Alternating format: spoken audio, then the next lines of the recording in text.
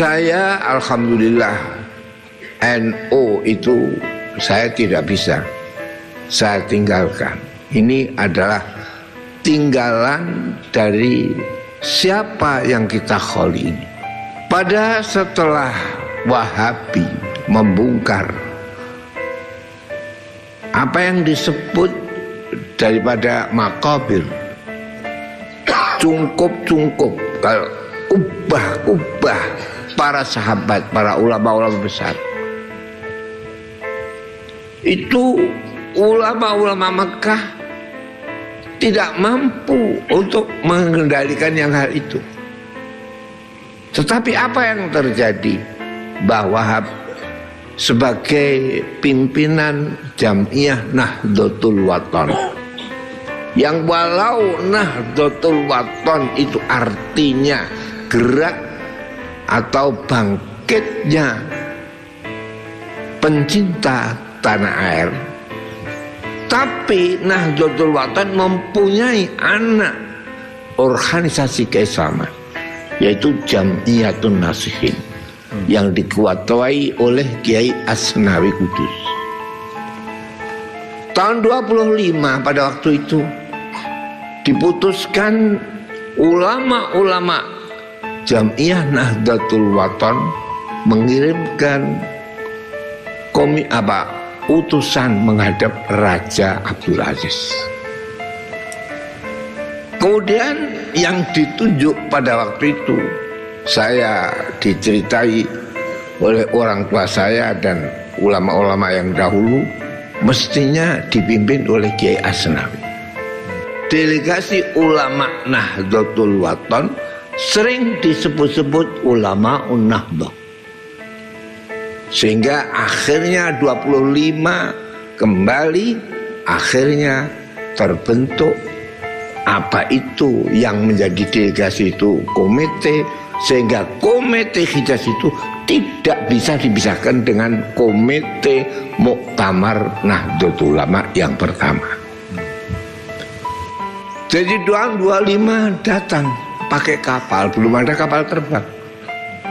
Datang Januari akhir tanggal 27 atau 27 dilangsungkan pertemuan ulama-ulama, dan itu dianggap sebagai muktamar pertama Nahdlatul Ulama. Penutupan muktamar tanggal 31 Januari dengan kesepakatan para ulama yang dipelopori oleh Kiai Abdul Wahab, yang pada waktu itu ada menjadi sesepuh dan panitia utama. Semuanya tidak satu pun ulama tidak memilih aklamasi suara yang satu memilih Mbah Kiai Wahab Hasyim Asy'ari sebagai Rais Akbar, dan wakilnya adalah Kiai Fakih Masku Mambang. Apa itu? Sebab itu ini ya, saya tidak bisa. Sebab muridnya Mbah Kiai Fakih Mas Kumambang itu yang paling utama adalah ayah saya. Pondok pertama sampai menjadi besar ayah saya menjadi murid Kiai Fakih Mas Kumambang. Sehingga apa yang terjadi Mbah Wahab itu ayah saya tidak bisa, segala apapun gerak-gerik Mbah Wahab itu yang diikuti. Sampai pada akhirnya bapak saya madrasah saja itu dahulu dinamakan Madrasah Nahdlatul Wathon, itu madrasah yang ada di Pondok Sarang, dan saya ganti sekarang Ghazaliyah sebab mengingat siapa yang mendirikan pondok adalah Kiai Ghazali. Mbah Kiai Wahab ada kayak begitu.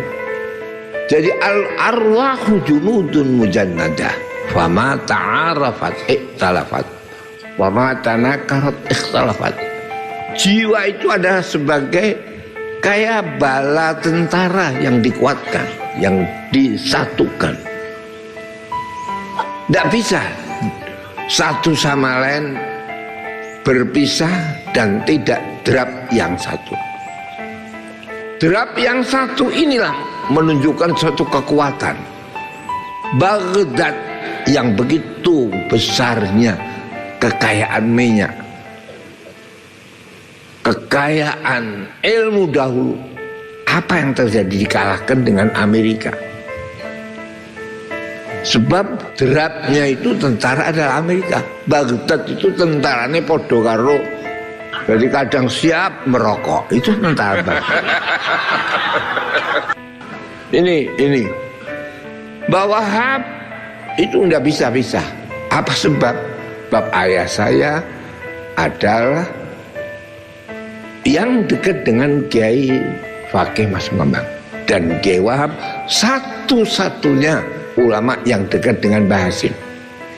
Sehingga pernah saya ceritakan di sini, tapi tidak akan saya jelaskan di majelis ini, pernah bertemu 6 mata antara Mbah Wahab, ayah saya, dan Mbah Hasyim Asy'ari.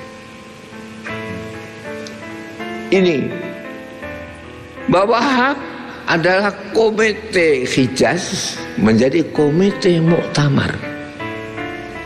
Mbah Wahab satu-satunya ulama yang oleh ayah saya di mana saja mesti saya ikuti itu Mbah Wahab.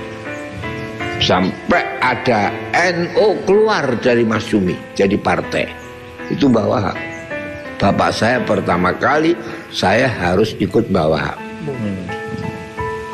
Jadi pemilu tahun 55 akhirnya berdirilah NU tahun 53 sebagai partai politik, 55 ikut pemilu, dan segala apapun putusan itu yang pecah antara kaum nasionalis dengan Islamis, akhirnya kalau tidak ada Wahab, taqabbalallah minna wa minkum taqabbal ya.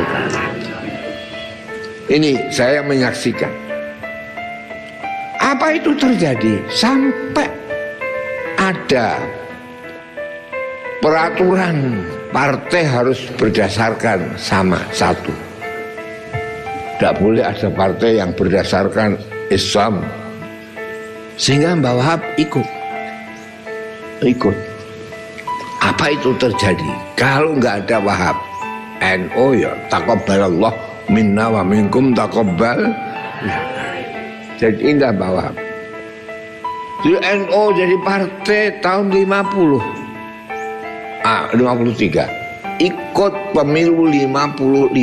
NU kampanye tahun 55 di Pondok Tebu. Sebelum hari H di Pondok Tebu, karena ada akui pada waktu itu, saya 3 hari sebelum Mbah Wahab datang belum ada, saya mondok Tebu. Jadi saya pernah mondok Tebu 3 hari. Habis akhirnya kampanye NU di Pondok Tebu, saya ikut. Mbah Wahab pulang, saya ikut pulang. Ini. Jadi saya alhamdulillah saya sudah berjanji, saya memang ya NU, dan NU-nya ya Wahabi, tapi Wahabi bukan Wahabi Mekah, tapi Wahabi tambah beras.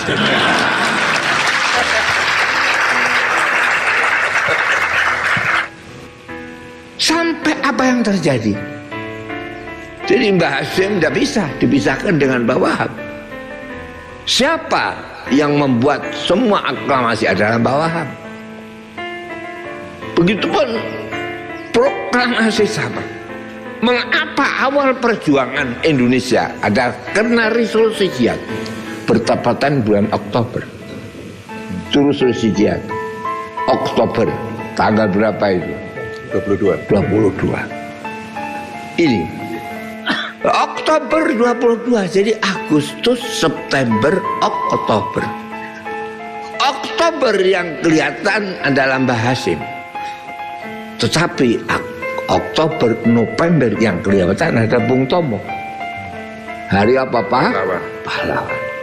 Disinilah bahwa Indonesia tidak bisa dipisahkan antara Islamis dan nasionalis.